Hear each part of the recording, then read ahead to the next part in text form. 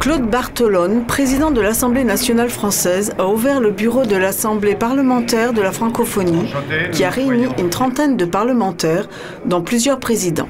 Monsieur le Président de l'Assemblée parlementaire. Cet événement, qui a pour objectif d'enrichir, de dialoguer et de jeter des ponts entre les peuples, s'est déroulé à Clermont-Ferrand les 26 et 27 janvier. Je pense qu'il y a eu la volonté de rendre hommage au travail de la sénatrice de Clermont-Ferrand qui s'est toujours beaucoup engagée au niveau de l'Assemblée parlementaire de la francophonie, Michèle André. Et je crois que c'est aussi l'hommage de ses pairs au travail et au militantisme qu'elle a mis dans cette action. Au fond, nous sommes une famille.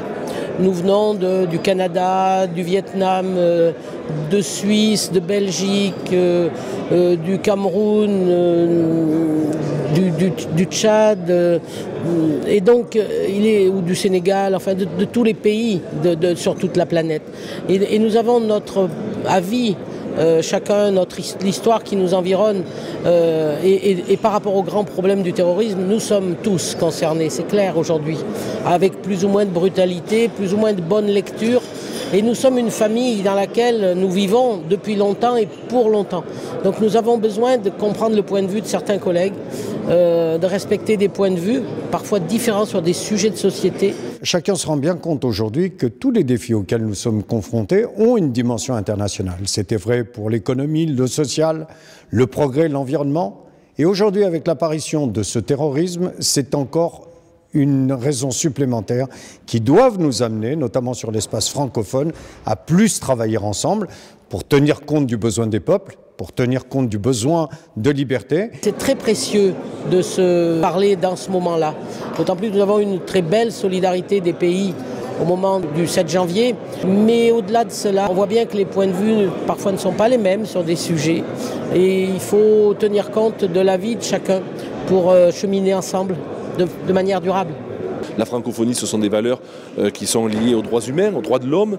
La francophonie, c'est aussi un moyen pour la France, mais pas seulement, d'avoir une influence sur la scène internationale. Au moment où l'anglais fait à lui seul école en matière d'échanges commerciaux, la France a un rôle à jouer. C'est un pays qui est aujourd'hui membre du Conseil de sécurité et qui doit se faire entendre.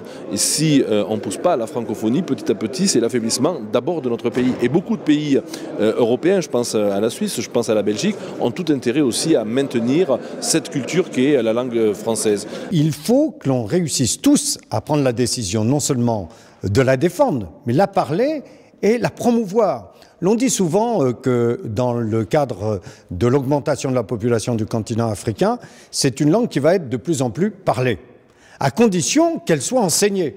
Or aujourd'hui, chacun célèbre la culture française, la langue française comme vecteur d'échange. Mais est-ce que nous sommes tous attentifs à la défendre? Aujourd'hui, si nous ne faisons pas de cette langue une langue diplomatique, une langue économique, une langue de développement et de recherche, elle risque de devenir une langue de musée et compte tenu de ce qu'elle représente culturellement, démographiquement et politiquement, elle mérite d'être défendue. C'est une langue magnifique et il faut la préserver et la parler avec nos accents, avec nos nuances, mais la cultiver ensemble, c'est comme un jardin. Nous négligeons la force économique collective que nous pourrions tirer du partage d'une langue commune. Allez, regarde par là.